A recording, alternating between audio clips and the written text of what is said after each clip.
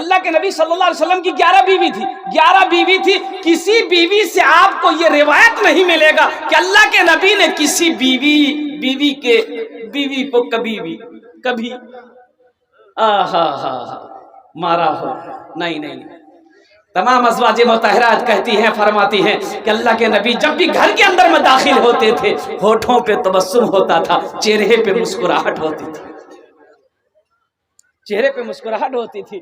قربان جاؤ میرے بھائیو، میرے نوجوانوں، گھر صرف سونے چاندی کے سکوں سے نہیں چلتا ہے، روپے پیسے سے صرف گھر نہیں چلتا ہے. گھر تو اچھے اخلاق سے چلتا ہے، اچھے اخلاق سے چلتا ہے. اس لیے اپنی بیویوں کے ساتھ اچھا سلوک کرو. اللہ کے نبی نے ارشاد فرمایا تم میں سب سے اچھا وہ ہے جو اپنی بیوی کے ساتھ اچھا سلوک کرے، جو اپنے بیوی کے ساتھ اچھا سلوک کرے. تو انشاءاللہ کرو گے میرے بھائی نوجوانوں؟ کتنے لوگ کرو گے؟ ذرا انشاءاللہ الحمدللہ. یہ دیکھیں بچہ لوگ بھی ہاتھ اٹھا دیا. ہاں تو کل ہو کے یہ بھی تو بڑا ہوگا، یہ بھی تو بڑا ہوگا، یہ بھی تو نوجوان ہوگا، یہ بھی تو نبی کے سنت کے مطابق نکاح کرے گا. انشاءاللہ اس کی بھی تو بیوی ہوگی. قربان جاؤ. اب رہی بات یہ ہے کہ ہماری ماں بہنیں تھوڑی سے کیا کہتے ہیں کہ کبھی کبھی بول دیتی ہے، کچھ زیادہ بول دیتی ہے، تو تھوڑا برداشت کر لو. حضرت معروف کرخی رحمت اللہ علیہ، قربان جائے، بہت بڑے اللہ کے ولی ہیں. حضرت معروف کرخی رحمت اللہ علیہ بہت بڑے اللہ کے ولی ہیں. قربان جائیے، کچھ لوگ سفر کر کے پہنچے کہ اللہ کے ولی ہیں، ان سے ملاقات کرنی ہے، ان سے کچھ فیض حاصل کرنا ہے. کچھ لوگ ان کے گھر پہ پہنچے، دروازے پہ دستک دیا، دروازہ کھلا، پردے سے ایک عورت کی آواز آئی. کیا چیز تھی؟ آنے والوں نے کہا کہ حضرت ہیں. بولا حضرت؟ کون حضرت؟ بولا کہ معروف کرخی رحمت اللہ علیہ ہیں. بولا تم لوگوں کا دماغ خراب ہو گیا، یہ کوئی حضرت اجرت نہیں ہے، جاؤ یہاں کوئی حضرت نہیں. دروازہ بند کر دی. حضرت معروف کرخی رحمت اللہ علیہ جنگل میں لکڑیاں کاٹتے تھے، لکڑی کاٹ کر لاتے تھے، بازار میں بیچتے تھے، اور آدھا پیسہ سے اپنے گھر کا خرچ چلاتے تھے، باقی جو پیسہ بچتا تھا اللہ کے راہ میں صدقہ کر دیتے تھے. سبحان اللہ بولے. اب یہ لوگ سوچے کہ بھائی اتنا دور سے ہم لوگ آئے ہیں، یہ ان کی بیوی کہہ رہی ہے یہ کوئی حضرت وغیرہ نہیں ہے، یہ کوئی حضرت نہیں ہے، تم لوگ غلط فہمی میں ہو، یہ حضرت نہیں ہے. لیکن اتنے دور سے آئے ہیں، کم از کم ملاقات تو کر لیں. اب کیا ہے نہیں ہے، تو لوگوں سے پوچھا بھائی حضرت کہاں ملیں گے؟ تو لوگوں نے کہا کہ دیکھو یہ بستی سے باہر نکلو گے نا، وہ جنگل میں وہ لکڑی چنتے ہیں، لکڑی کاٹتے ہیں، وہ وہی ملاقات ہو جائے گی. تو لوگ بستی سے جب باہر نکلے، دیکھا ایک بزرگ اللہ والا شیر پر بیٹھا ہوا ہے. سبحان اللہ بولے تھا ماشاء اللہ. شیر پر بیٹھا ہوا ہے اور سانپ کا کوڑا بنا کر ہاتھ میں پکڑے ہوئے شیر پر لکڑیوں کا گٹھڑا لے کر چلے آ رہے ہیں. یہ لوگ گئے تو دنگے گئے، یہ کون آدمی بھائی شیر کے اوپر میں سوار ہے اور سانپ کا کوڑا ہاتھ میں؟ رک گئے. معروف کرخی رحمت اللہ علیہ شیر کو روکے، رکو. ان لوگوں کو دیکھا اجنبی آدمی ہے، یہ چہرہ تو میں نے پہلے کبھی نہیں دیکھا. پوچھا بھائی تم لوگ کہاں سے آئے، کہاں جا رہا ہے ادھر؟ بولا حضرت ہم لوگ حضرت معروف کرخی سے ملنا چاہتے ہیں. بولا میں ہی معروف کرخی ہوں. کیا بات ہے؟ بولو تم لوگ میرے گھر سے آئے ہو، میری بیوی کچھ بولی ہے کیا؟ بولا حضرت بولی کیا ہے تو ہم لوگوں کا تو کلیجہ ہی سوکھ گیا ہے. تو حضرت معروف کرخی رحمت اللہ علیہ نے فرمایا کہ سنو، اگر میری بیوی تھوڑی دماغ کی تیز ہے، وہ ہم کو نہیں سمجھ پا رہی ہے، اسی کی وجہ سے ان کی بدزبانی کو میں برداشت کرتا ہوں، تو اللہ نے خونخوار جیسا شیر کو میرے تابع بنا دیا ہے. یہ انہی کی وجہ سے میں بیوی کی اذیت کو برداشت کرتا ہوں، اس کی بد دماغی کو برداشت کرتا ہوں. اللہ یہ خونخوار شیر کو ہمارے تابع کر دیا ہے کہ میں اس کے اوپر میں سواری کرتا ہوں.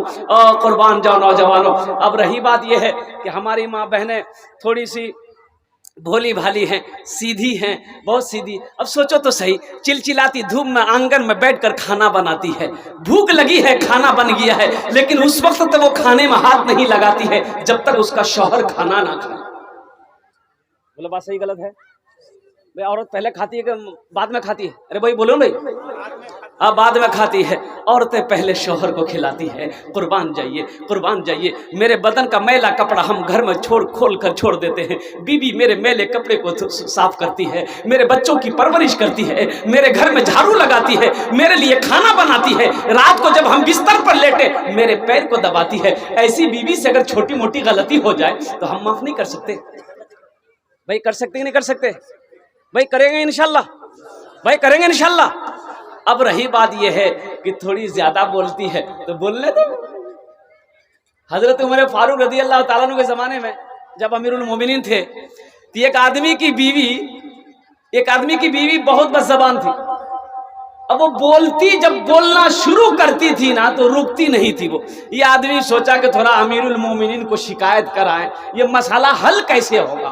تو وہ بیوی کی شکایت لے کر حضرت عمر فاروق رضی اللہ تعالیٰ عنہ کے گھر پہنچے تو پردہ لگا ہوا ہے، تو وہ بیٹھک میں رکے کہ حضرت امیر المومنین نکلیں گے تو ہم اپنے شکایت پیش کریں گے۔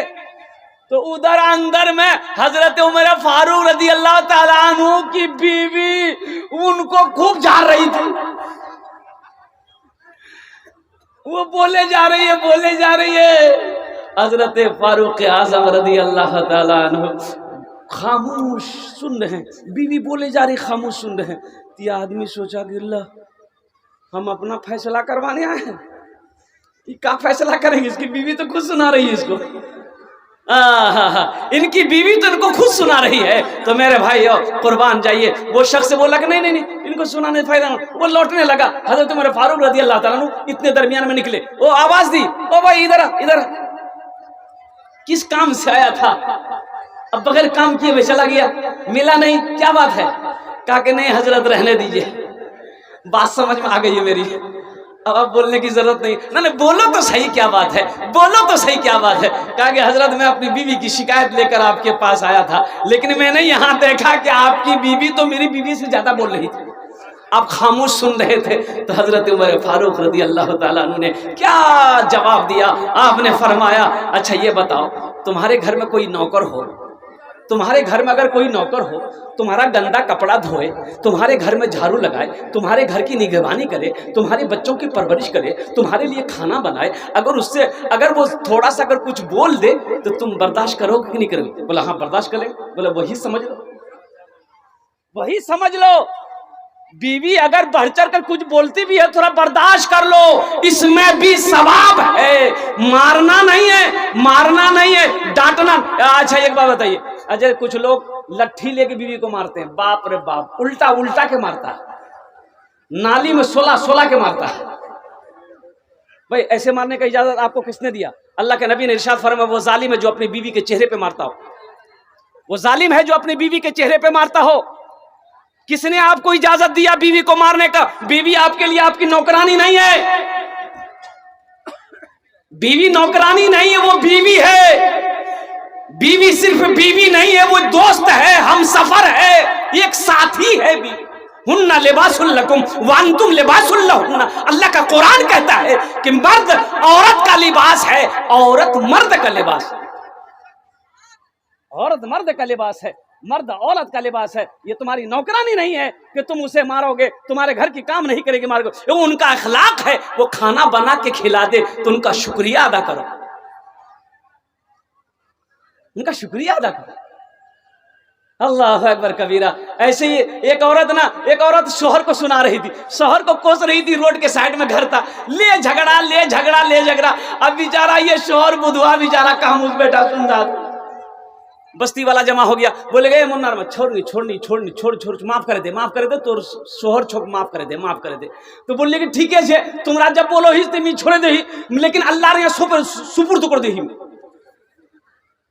بولتے نا اللہ کی یہاں سپر کر دے رہے ہیں ہم۔ تو وہ دعا کر دی آنچل اٹھا کے، یا اللہ اگر وہ غلط ہے تو مر جائے، یا اللہ اگر ہم غلط ہیں تو ہم بیوہ ہو جائے۔ سمجھے؟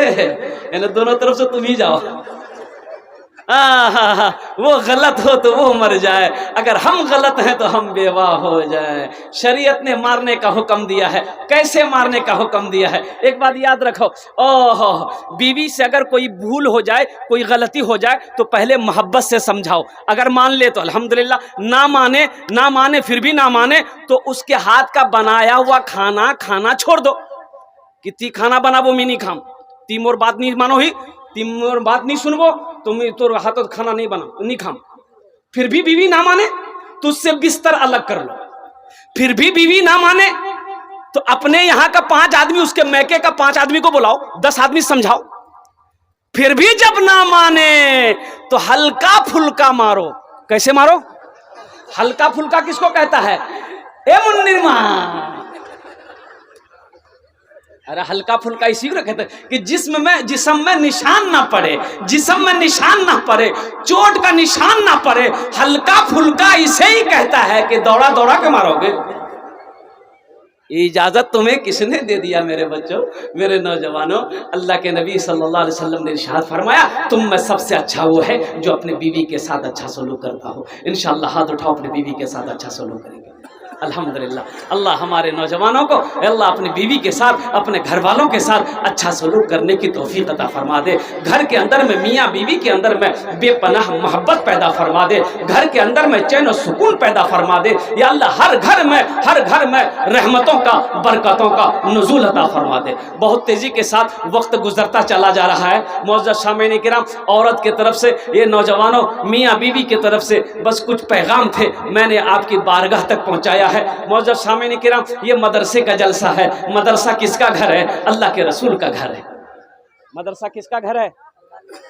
اچھا دیکھیے گا، کچھ لوگ مدرسوں سے بغض رکھتے ہیں، کچھ لوگ مدرسوں کو پسند نہیں کرتے، جبکہ جانتے ہیں، آپ کو پتا ہے مولانا اسد مدنی نے فرمایا تھا، مدذل العالی نے، کہ لوگوں، مولانا ولی رحمت اللہ علیہ خان کا مونگیر نے اڑیسہ کی سرزمین پر لاکھوں لوگوں کے درمیان میں فرمایا تھا کہ لوگوں سنو، یہ مدرسے دین کے قلعے ہیں، یہ مدرسے جب تک چلتے رہیں گے چاند سورج چمکتا رہے گا، جس دن مدرسہ بند ہو جائے گا یہ سورج کا نکلنا بھی ڈوبنا بھی بند ہو جائے گا۔